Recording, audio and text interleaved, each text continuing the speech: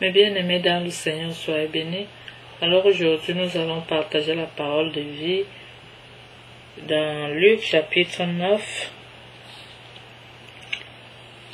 Dans Luc chapitre 9, versets 28 à 36, concernant la transfiguration de notre Seigneur Jésus-Christ.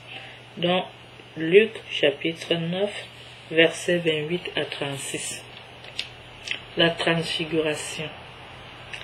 Or, il advint environ 8 jours après ces paroles que, prenant avec lui Pierre, Jean et Jacques, il gravit la montagne pour prier. Et il advint, comme il priait, que l'aspect de son visage devint autre, et son vêtement d'une blancheur fulgurante. Et voici que 2 hommes s'entretenaient avec lui.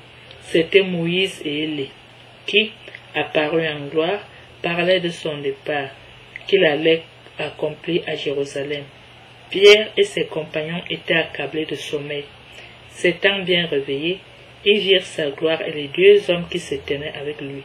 Et il advint, comme ceux-ci se séparaient de lui, que Pierre dit à Jésus, « Maître, il est heureux que nous soyons ici.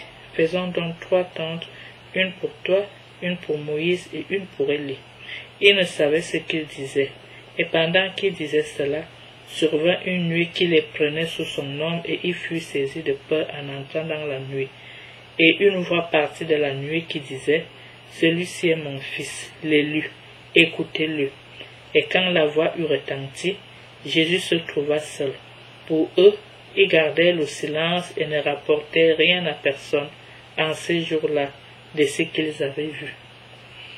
Mes bien-aimés dans le Seigneur, donc cette affaire de transfiguration de Jésus n'était pas le mensonge, donc c'était vrai. Aujourd'hui, nous sommes donc allés à la source pour aller fouiller, regarder vraiment si c'est vrai. Et on a découvert que c'est la pure vérité. Donc franchement, il faut croire, c'est vrai. Que Dieu vous bénisse et merci d'avoir accepté de partager avec nous. Nous nous retrouverons au partage suivant. À tout bientôt.